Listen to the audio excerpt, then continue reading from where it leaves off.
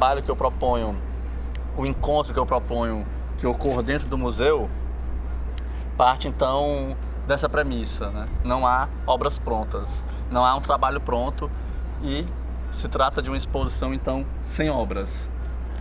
Mas é pensar a produção desse encontro a partir de questões próprias do lugar onde eu estou me inserindo.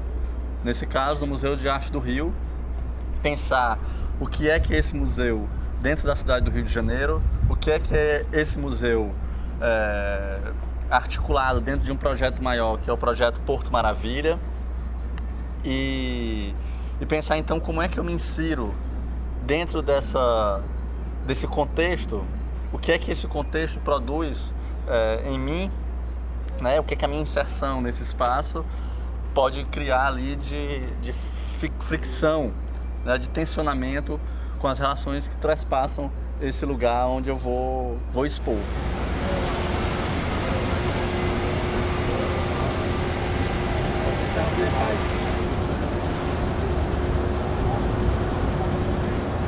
Então, nessa pesquisa sobre o museu como esse primeiro equipamento a ser entregue dentro desse projeto maior, né, que é o Porto Maravilha, esse projeto de revitalização urbana da região portuária, eu me deparei então com uma pesquisa coordenada pela arqueóloga Guadalupe do Nascimento Campos, que essa pesquisa dela me intrigou bastante por se tratar de descobertas arqueológicas, como várias outras nessa região portuária, descobertas arqueológicas de peças provenientes do Morro do Castelo e do Morro do Senado, que foram os dois morros a serem desmontados e que esse desmonte desses morros, o material bruto, serviu de arcabouço, né, de matéria para aterrar essa região portuária do Rio de Janeiro.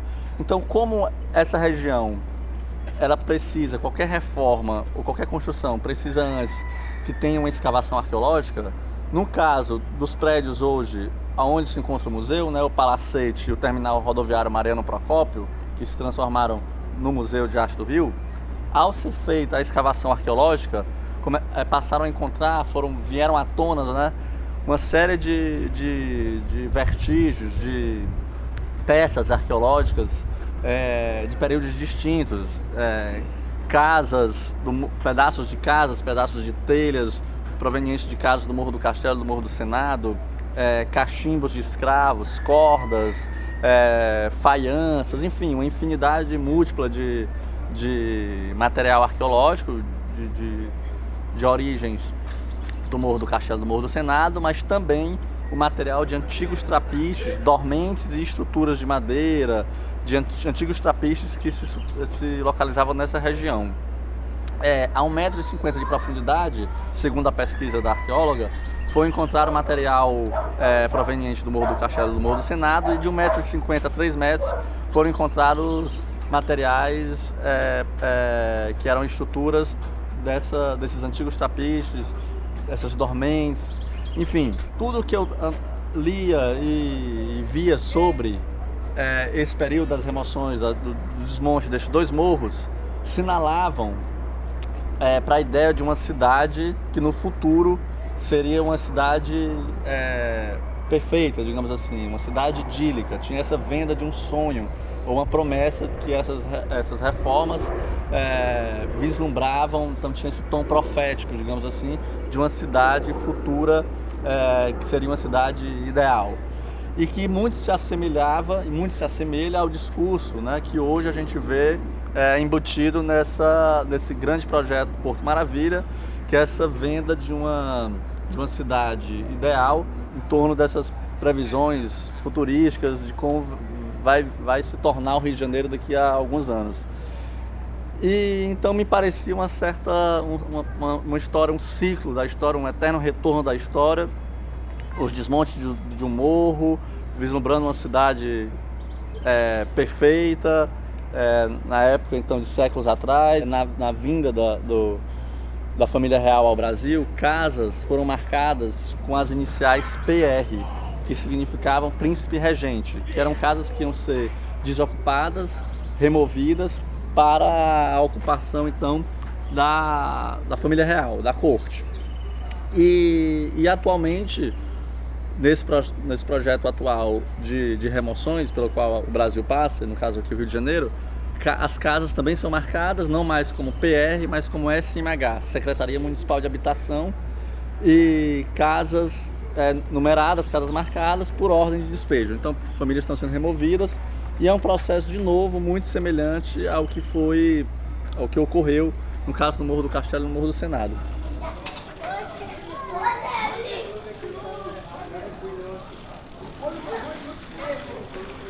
A gente está aqui no topo do Morro da Providência e é daqui que se pode ver uma parte do rio importante, que é aquela sobre a qual presidiu o trabalho do Yuri, que era o de imaginar a cidade maravilhosa invertida, digamos assim, né? A partir de uma espécie de perspectiva semelhante a uma das cidades invisíveis do Italo Calvino, que é Valdrada, que é uma cidade completamente de ponta cabeça. Nessa medida, o trabalho do Yuri aponta um pouco para essa imanência do passado, né, desse Rio de Janeiro invertido de ponta cabeça que vive sob nossos pés, que continua aí, que continua emanando, digamos assim, forças. Não é? O passado não é alguma coisa que se supera, né? A moda da crítica que o Yuri faz, a própria noção de futuro que está presidindo, digamos assim, os discursos nossos hoje. É como se os discursos nossos, e eu acho que do Brasil como um todo, mas do Rio de Janeiro em particular, apontam para essa espécie de ufanismo futurista, e eu acho que o trabalho do Yuri vai numa dimensão contrária ou problematizadora dessa mesma noção de ufanismo, né? De que seria possível construir, de fato, de realizar, de fato, de levar até o limite a ideia de uma cidade maravilhosa, né? De um país maravilhoso, de uma vida maravilhosa. Então me parece que essa é a tarefa fundamental do artista, fazer atravessar o tempo, digamos assim, forças que estão lá, embora denegadas, digamos assim, né? E passei então a vir ao Morro da Providência, acompanhado pelo Maurício Oro, morador do morro, fotógrafo, e percebi que uma das palavras que mais eram entoadas pelos moradores do morro era a palavra entulho. E essa palavra entulho ficou ressoando na fala, né, sendo entoada na fala dos moradores. Havia aí uma espécie de, mais do que uma fricção, havia uma relação muito direta com esse material arqueológico que emergiu, né, na reforma do Museu de Arte do Rio. Então me interessava pensar então uma aproximação, aí já assumidamente marcando uma diferença mesmo de tratamento, enfim, de importância, de honra entre esses dois entulhos, digamos assim. Um entulho, entre aspas, arqueológico, e o entulho que seria uma espécie de uma arqueologia do presente, desse entulho que está sendo proveniente dessas remoções atuais de um projeto como o Porto Maravilha, do qual o museu faz parte. Uma outra questão que me parece fundamental no trabalho do Yuri é essa indeterminação, digamos assim, entre a baixa cultura e a alta cultura, digamos assim, né?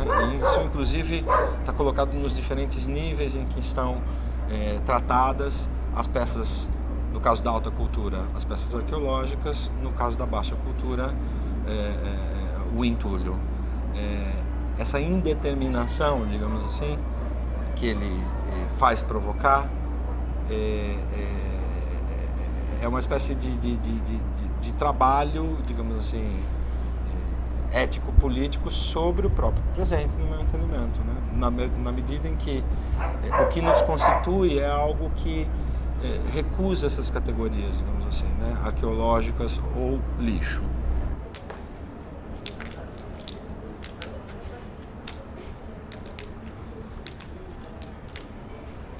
outro dado é que há 10 anos eu filmo a minha avó que tem mal de Alzheimer.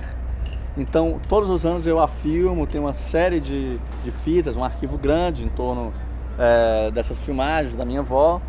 E que a minha avó, o mal de Alzheimer, né, ela faz com que ela perca a memória recente, mas que ela venha à tona, né, ela torne dizível, audível e enfim, as memórias mais antigas, mais remotas, de quando ela era criança, da sua infância. E isso também há uma relação direta com essas duas memórias de esquecimento do material arqueológico e do material da providência, né? Esse lixo, entre aspas, esse entulho do morro, ele é esquecido, parece ser uma memória muito presente, muito atual, muito recente, ela é esquecida, e já o material arqueológico, por ter alguns séculos de existência, é dado um outro tratamento, é honrado de uma outra forma, né?